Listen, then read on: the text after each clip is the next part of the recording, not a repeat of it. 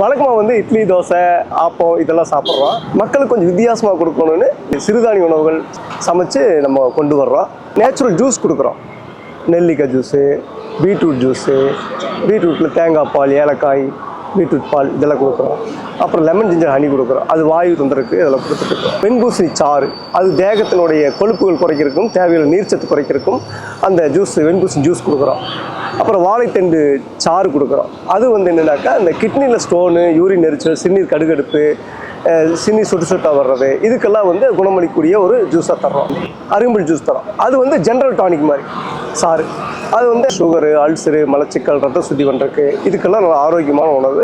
Food ஐட்டத்தில் வந்து சுண்டல் வந்து புரோட்டீன் கலந்த சுண்டல், அதிகமான புரோட்டீன் இருக்கிறதுனால மக்களுக்கு கொஞ்சம் ஆரோக்கியமாக காலை நேரத்தில் இருக்குதுன்ட்டு அந்த சுண்டல் வகைகள் கொண்டு வரோம். நடக்கடலை, பச்சைப்பயிறு, இந்த கொண்டக்கடலை, நவதானிய சுண்டல்கள். சிறுதானிய உணவுகளில் வரகரிசியில் பொங்கல், சாமரிசியில் பொங்கல், திணையரிசியில் பொங்கல்.